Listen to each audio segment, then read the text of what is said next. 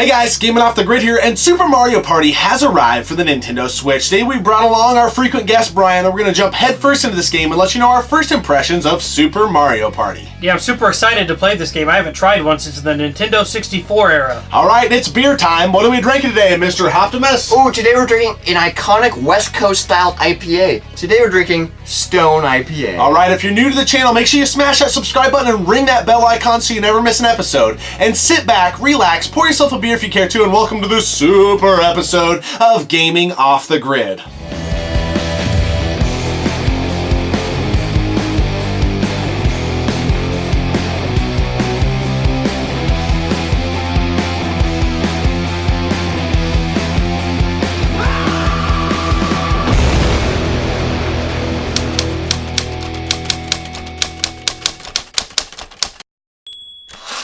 Alright, Super Mario Party on the Nintendo Switch. This is our first impressions episode. What do you guys think? I don't think Super should be in the name of this game. I mean, it is a Mario Party. It's very generic. I feel like it's very stripped down. It's not Super. What do you guys think? I mean, I thought it was kind of a rehashed game. I mean, a lot of the things just felt very similar to what I've played in the past. Yeah, I would tend to agree, and I've played a lot of the Mario Party games. I did not play 10, which I know was not critically acclaimed by any means. But this game definitely is not reinventing the wheel. Had fun playing it, but I don't know. I'm kind of left like, I mean, is this worth $60? I mean, yeah, it's a full-priced game. I don't feel like it's much of a game. Yeah, and we're pretty big Nintendo fans, and we're really excited to get a new game for the Switch, and I'm really happy we have it to take to bars and be able to play 4-player. Yeah, the portability of this thing is awesome, and that brings up another point that we realized the day we picked this up, is you can't play this portable. I mean, you can play it tabletop with your Joy-Cons, but you can't play it like a tablet, and also you can't use Pro controllers. You can only use the Joy-Cons, which is so annoying. Yeah, it's frustrating because we have 2 Pro controllers, and we were thinking, okay, that's perfect. We'll be able to play 4-player. 2 people with Joy-Cons, 2 Pro controllers, and now we had to, spend additional to be able to play the game. Overall, I mean, graphically, it looks great. Yeah, it looks really sweet. Like, I mean, there's not much you can do. Mario and everyone looks great. Yeah, I don't know. To me, it kind of feels like they kind of mailed it in with this one. This was a very safe play. Not a bad game by any means. If you were to ask me, would you pay full price for it again? Nope, probably not. I'm glad we have it.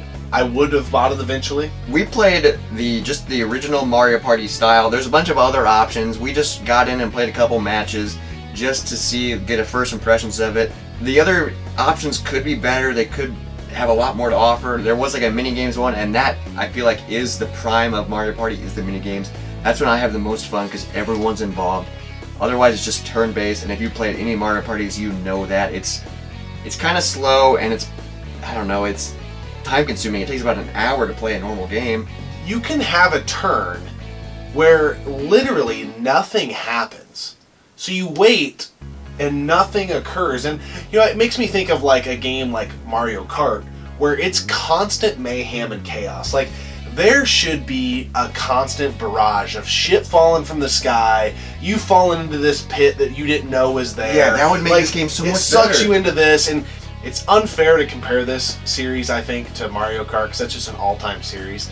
But you look at the growth from Super Mario Kart all the way up to Mario Kart 8, which we're on now. Yeah.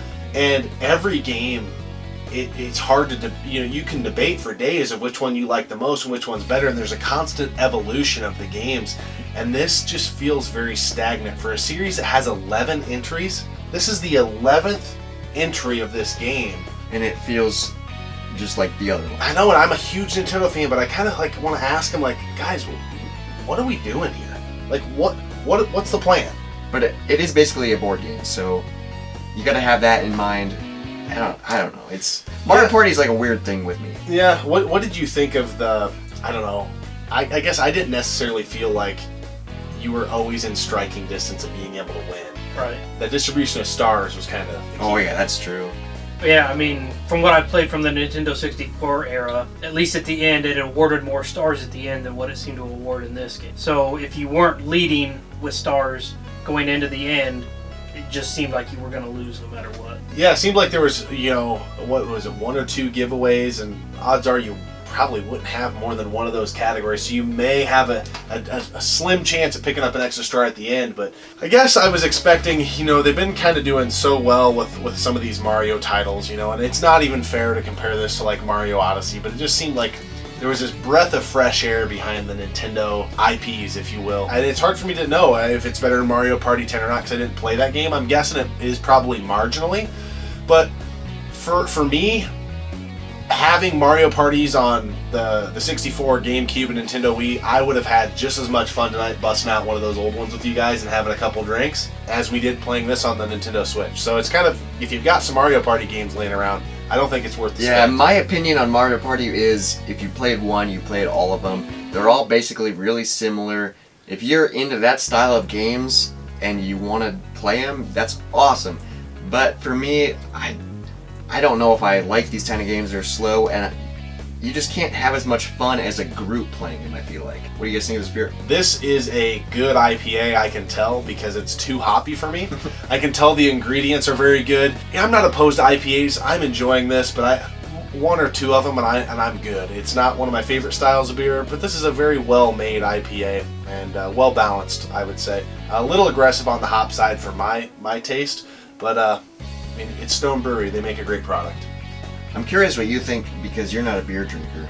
Yeah, if you guys have seen any videos with me in it in the past, I don't really care for beer, and this is one I couldn't stomach at all. Yeah, it's not for me. It is very aggressive. This is definitely not a introductory IPA for sure. It is interesting though, because you're kind of a whiskey guy, so your palate, it's not a palate issue. You know, it's a taste issue. It's a taste issue. You know, before we filmed, you know, you got a glass of whiskey on the rocks, and it wasn't no thing. But this attack of the hops, it's different. I just have one thing to say, is you guys are wimps. Because this does not, to me, it's not very attacky, it's not very hoppy. There's that flavor of hops, but to me it's a nice, smooth, easy drinking IPA. And I'm an IPA fan, so I drink really heavy, attacky stuff, so I'm biased. This is a really good IPA, but it's not in your face about it. You know, it's just nice and smooth and delicious, and it gets the job done. Mixed bag here. I know it's a good beer. It's not my favorite beer though. So let's wrap up our thoughts. First impressions, should people get this?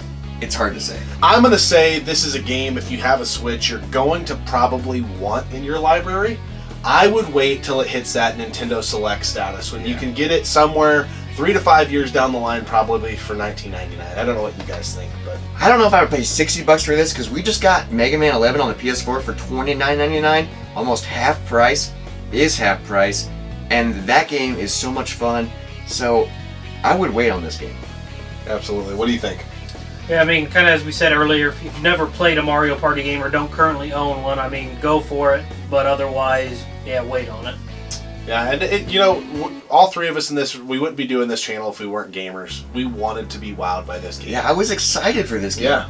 And I don't want to say it took the wind out of our sails, but we're filming this episode way sooner than I thought we would, because I thought we would be immersed playing this game. And kind of found my imagination wandering around the room of like, let's film this so we can play something else. Yeah, let's move on. Let's go play some more Mega Man 11. And if you're new to the channel, make sure you hit the subscribe button and ring the bell icon so you never miss an upload. And if you like this video, make sure you hit the like button. Leave a comment below. What do you guys think of Super Mario Party or any of the Mario Parties? My favorite Mario Party is probably GameCube 64 era. That's probably the prime Mario Party, but you know, it's all opinion. So let us know. And as always, keep gaming, keep drinking. We'll see you next time on Gaming Off the Grid. Yeah. See? Iconic, see? See though? I'm more than just a news anchor. I'm an idea anchor. Yeah. They were probably like an iconic liberal. Dick Cheney. That's scary. Yeah, I think I'm a demon. Demon. With a D and everything. D at the end. Hey guys, Gaming Off the Grid here, and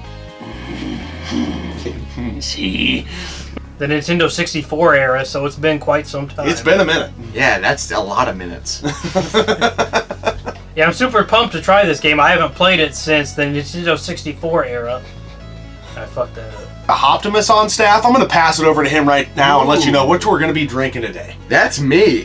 Did you give a fuck? I didn't.